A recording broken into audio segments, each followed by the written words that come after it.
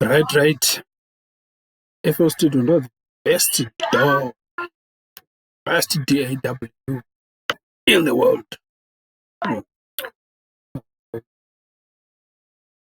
Right, tavamo. Song ndichitanga idea yacho ndaiti ukundinzwa here, like someone aipafona achifonera bhebhe rake papa chiti handichakwanisa kuuya kutadza kuuya kuno kunei chichi then later on ndakazopesera ndatozongoiti ndichatongoiti ndaisuwa. So this is the demo song. Ndindairi dzangu magitare zviripo, then bass I programmed, drums programmed, andaisa mavocals. Everything is dry, hapana chiri processed, zvingori zvazviri izvozvo, except for the master track. Master track ndakaisa T-Rex 5 bass compressor ne L2 stereo kuti ndiwedzere zvangu volume for the purpose of this video. Right. Saka ini kana ndichiita sungura, ina making sungura ndinoshandisa drum, like here ndinoshandisa EZ Drummer 2, EZ Drummer 200.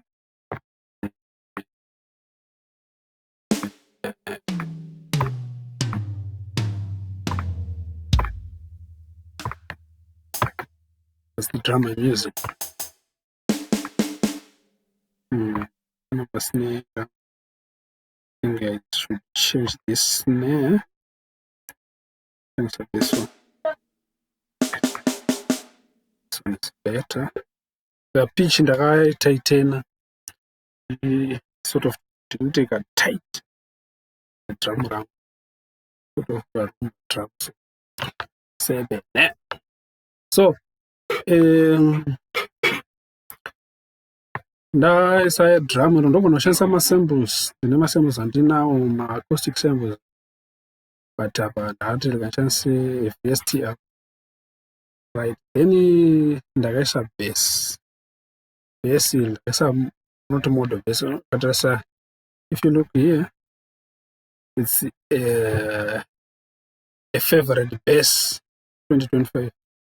I made this last year. So it's a preset yandoshandisa for my sungura music. Out of the box sounds like this. We play.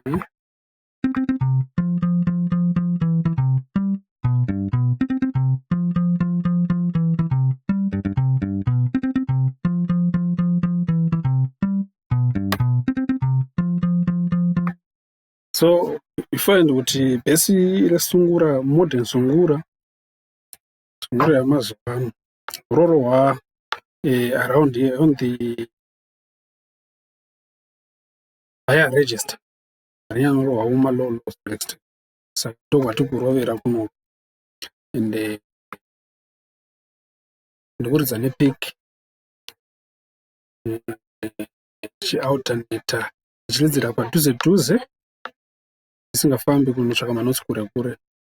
Right, amp, guitar amp ndakadzima iri pa0.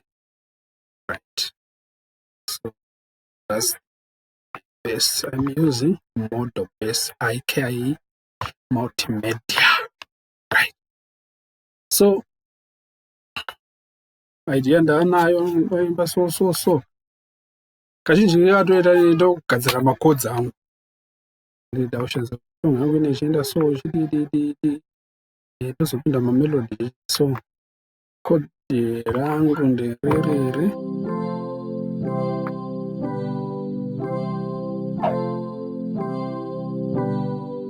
one four one five.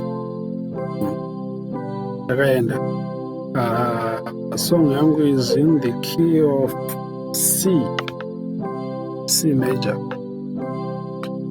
Right, ndaita macodes angu, anika idea ndibva ndati alright, let me think, let me try to compose my rhythm guitar.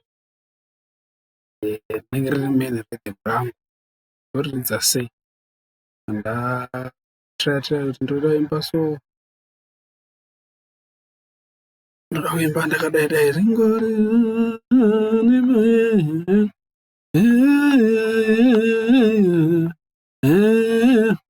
ndaridza so.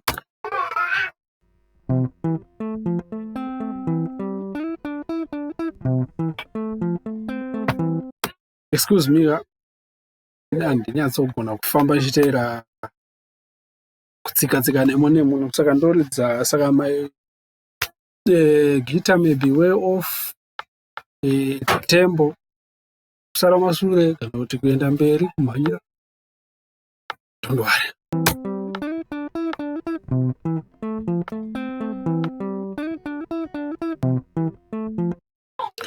Then ndibva ndati alright, zvadai, let me create my drum. Drum ndakaricreata in 3 or 4 parts, 2 parts I think. This is the first, sorry, this is the first, which is the first drum now. This one, it's just a kick and a rim shot.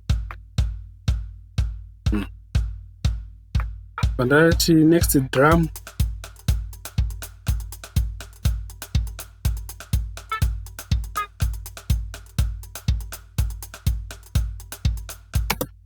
ndapedza, next drum again,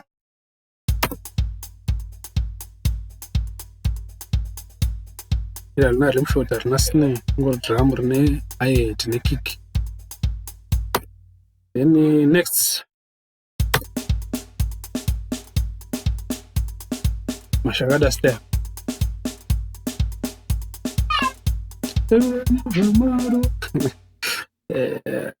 ndikada kuimba ndikurekota vocal nema-airpods, so delay it's way right. Ndapedza izvozvo, then ndaline bhesi rangu,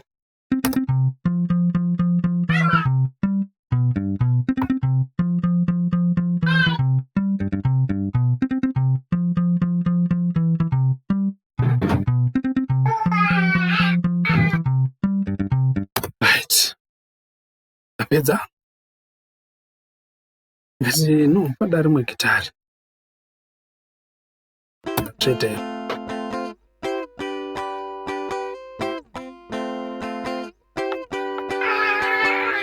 Makodzi andaingorowa zvangu, ndati another one foot, another rhythm.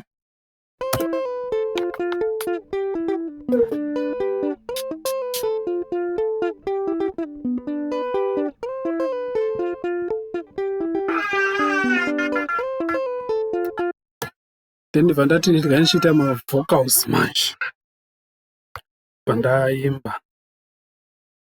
I want the song to sound different, and saka ndaita muitiro wandaitawo, ndikaisa makorasi angu, ndikaisa mavhesi etc.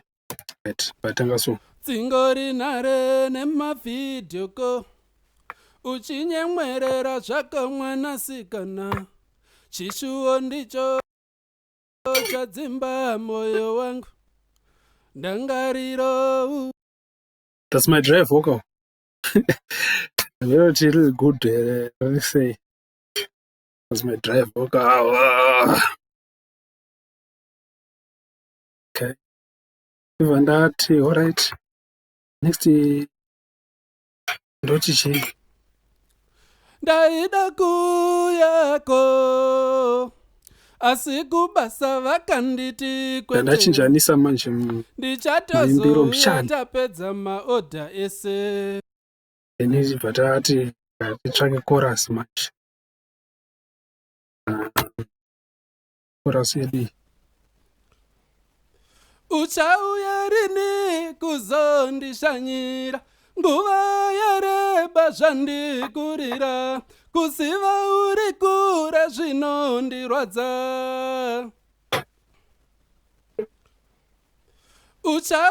zokorodza futi saka regai tingoplaya so ngasho tingokuti